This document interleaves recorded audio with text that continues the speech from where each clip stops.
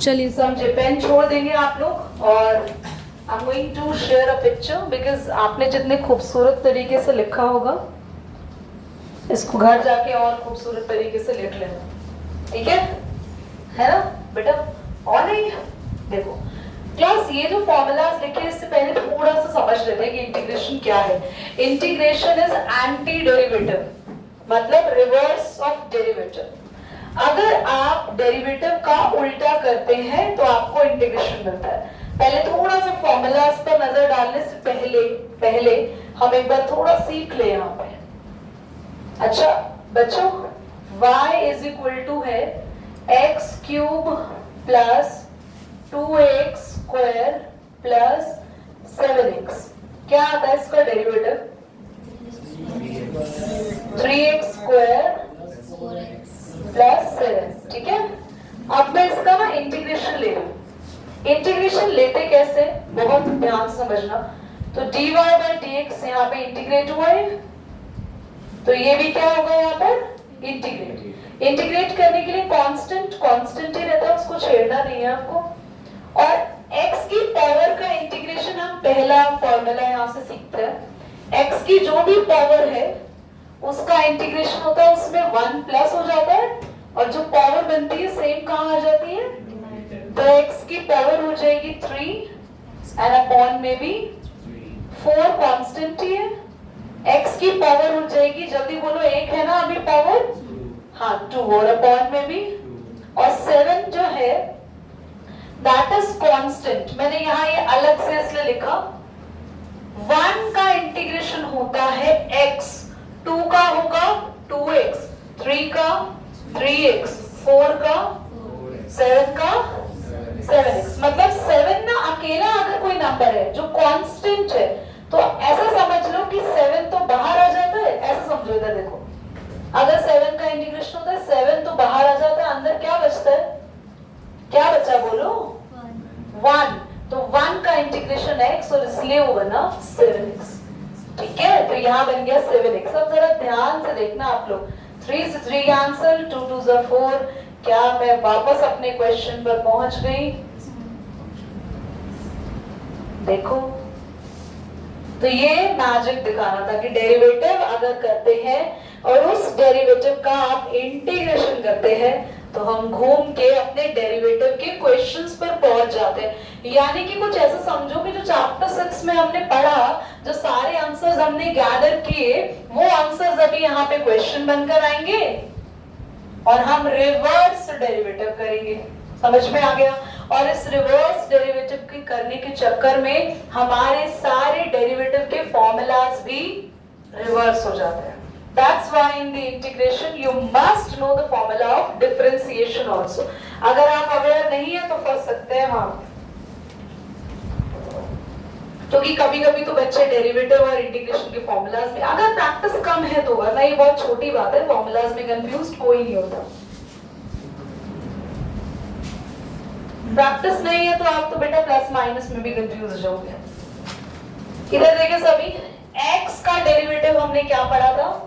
1, और 1 का इंटीग्रेशन, ये मैंने ऊपर ऐसे इसका एग्जांपल लिख दिया। x का इंटीग्रेशन करोगे तो पावर क्या है बोलो?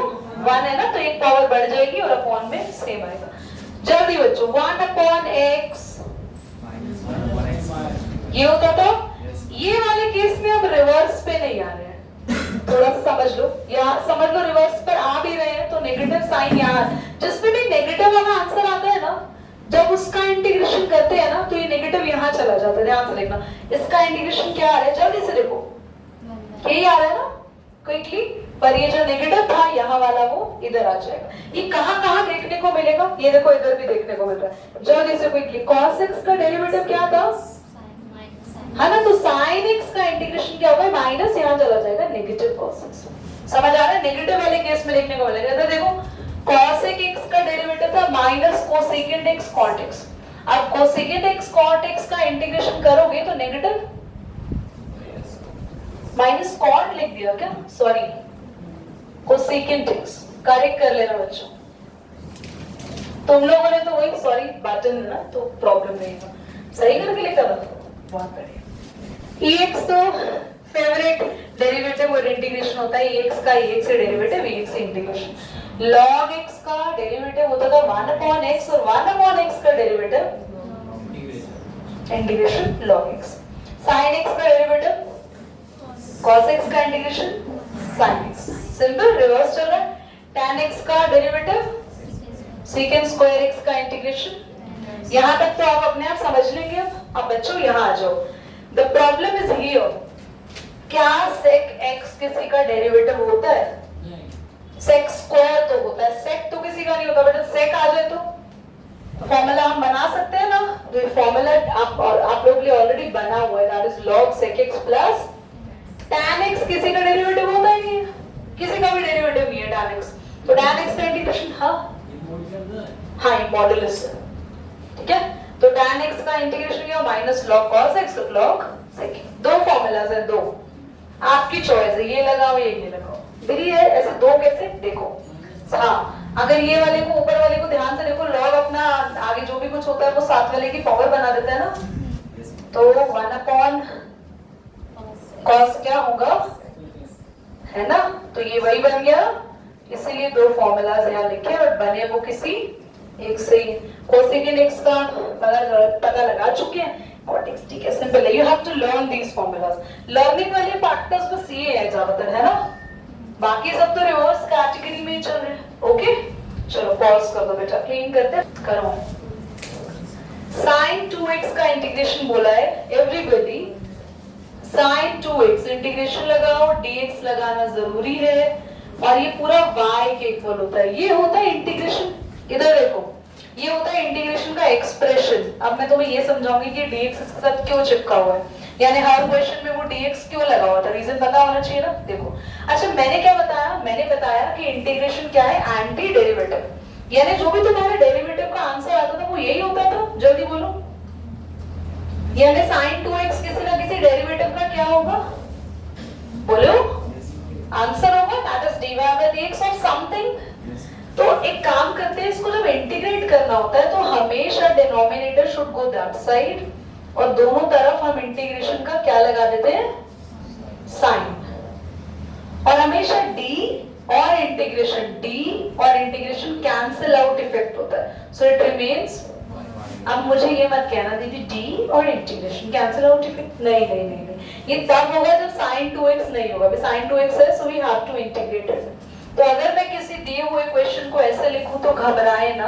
क्यों लिखा वो क्योंकि हमारा जो एक्सप्रेशन है वो किसी ना किसी का डेरिवेटिव है. एंड एक्सप्रेशन में dx should be go that side, taking integration of both sides dy, and the integration will be the cancel out effect for the d and you'll be having remaining the y only there. In this part you have to apply the integrations. So what is the integration of sin 2x everybody? minus cos 2x. अब एक बात और, जो सब बच्चे पहली बार integration सीख रहे हैं, कोई भी e की पावर हो या ट्रिग्नोमेट्री फंक्शन का एंगल हो, उस एंगल का हम डेरिवेटिव लेते हैं. याद रखना हमने ट्रिगो का देख के तो क्या लिया इसका इंटीग्रेशन, बट एंगल का क्या लेंगे डेरिवेटिव. 2x का डेरिवेटिव क्या आएगा बच्चों 2 और वो रखेंगे अपॉन में. ये ध्यान रखना.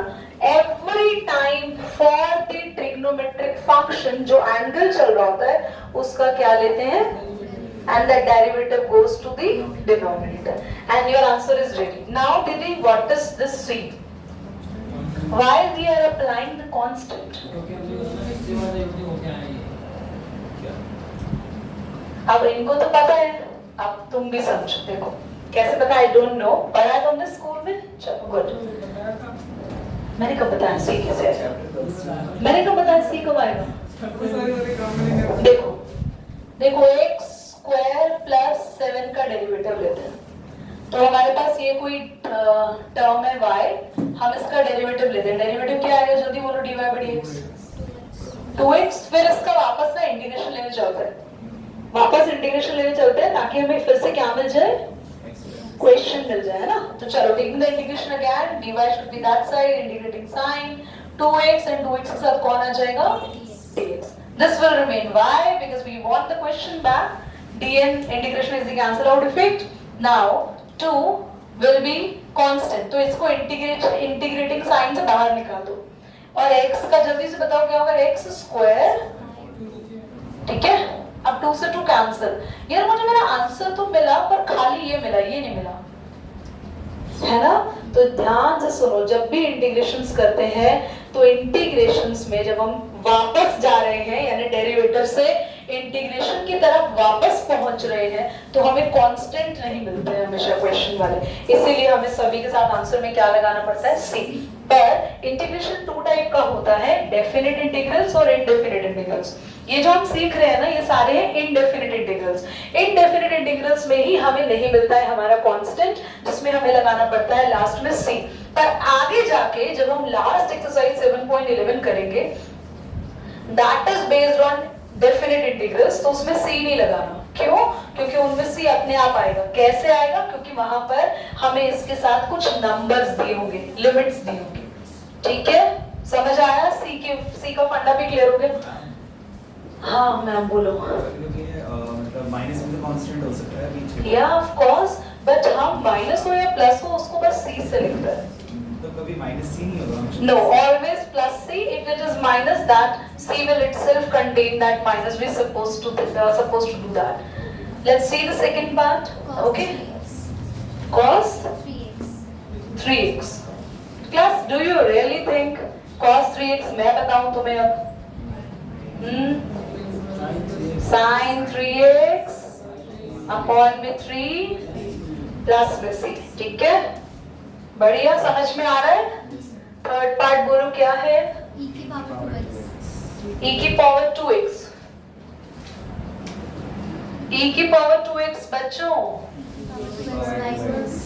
बहुत बढ़िया। e की पावर जो भी होती है उसका इंटीग्रेशन बिल्कुल, और मैंने कहा था e की पावर जो होगी उसका डेरिवेटिव लेंगे, अपॉन में लगाएंगे एंड प्लस में c, काम खत्म।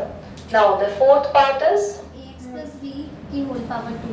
ax plus b की होल पावर 2। यहाँ पे इस क्वेश्चन को समझना कभी कभी ये बच्चों से गलत हो जाता है। आपकी चॉइस है, आप इसे कैसे इंटीग्रेट करेंगे। इधर ओपन द स्क्वायर, या तो स्क्वायर खोल दो, तीनों का अलग अलग इंटीग्रेशन कर देना, या फिर सिंपल सी बात है, क्या आएगा,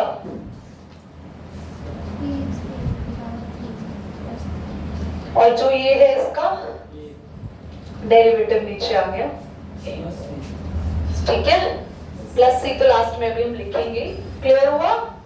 पावर क्या कर दी हमने इतने का एक, वही पावर यहाँ, और इस पूरे का इंटीग्रेशन नहीं, क्योंकि ना चेन रूल जैसा कुछ नहीं है।